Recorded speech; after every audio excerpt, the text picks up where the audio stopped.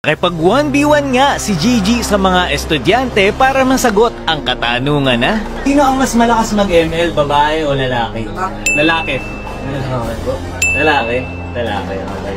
Lalaki. Lalaki.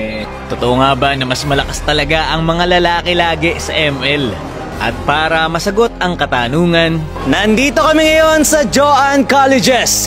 Batang Joan, Pag-asa ng Bayan!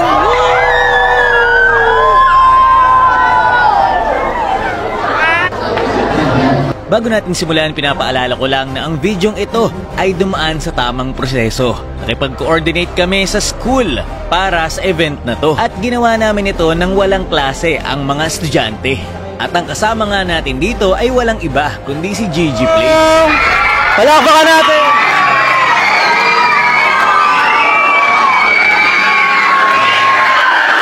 Kung sinong estudyante man ang makakatalo kay Gigi sa 1v1 ay mananalo ng smartphone. At kapag hindi naman siya natalo, ang smartphone ay mapupunta sa mga manonood. Ang unang susubok ay etong si Diablo. Binigyan namin siya ng mga pagpipilian na hero na maganda sa 1v1. At ang napili niya ay Selena. Kaya 1v1 Selena sila dito. Early game pa lang ay agresibo na agad ang galawan ni Gigi at tumama na nga ang unang pana niya. Pero mag-out lang din siya dahil nasa tore na. Pero bagamat etong si Diablo ay nalugi sa early game, na mamanage pa rin naman niya na maklear ang minion wave.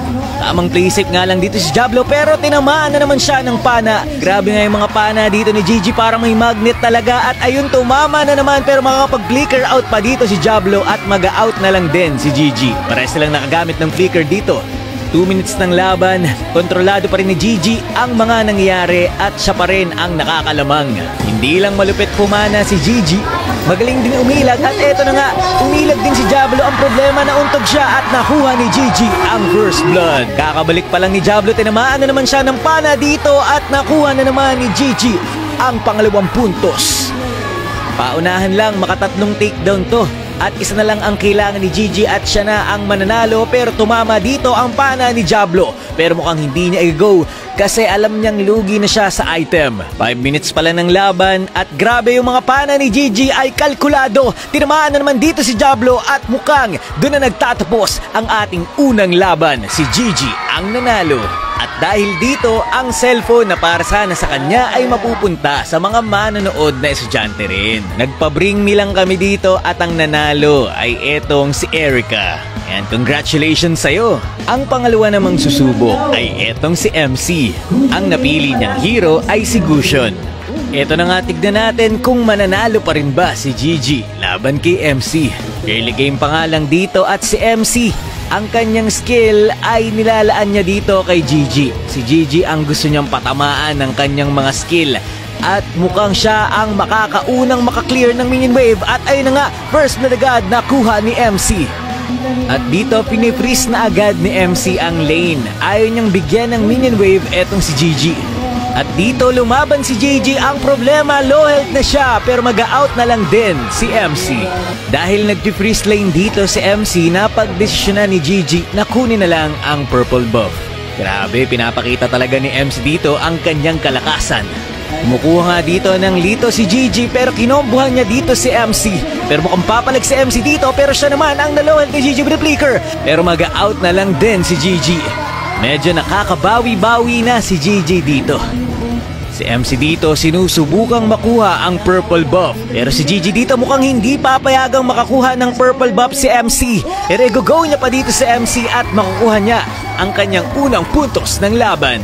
1-1 na ang ating score. Wala palang ultimate si MC doon dahil ginamit niya sa purple buff. Si Gigi naman dito ang nakakalamang at kinukuha niya ang mga farm ni MC.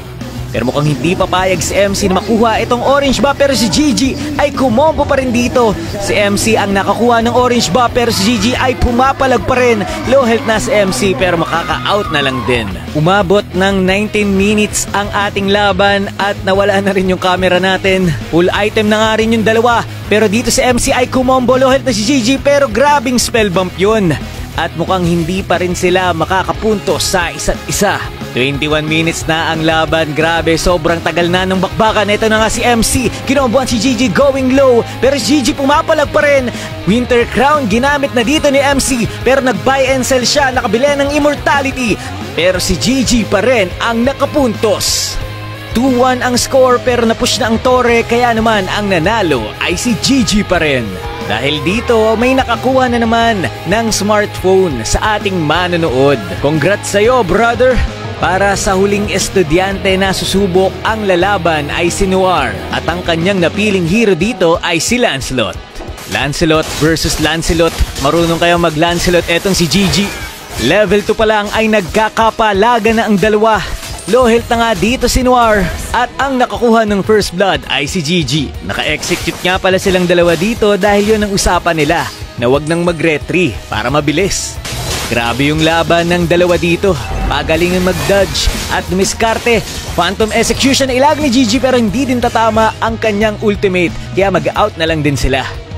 Umabot na nga ng 10 minutes ang laban. Phantom execution tumama pero mukhang tatama din ang ultimate dito ni Gigi. Ang sakit ng basic attack niya at ayun, 2-0 na ang ating score. At dito makikita nyo na agresibo na ang galaw ni Gigi. Siya ay pumapalag na talaga ng sabayan. Kaya naman mag-out na lang din si Noir.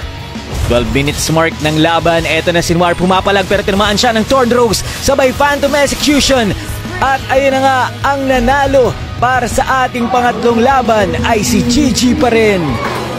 Dahil dito may manonood na estudyante na naman ang nanalo ng smartphone.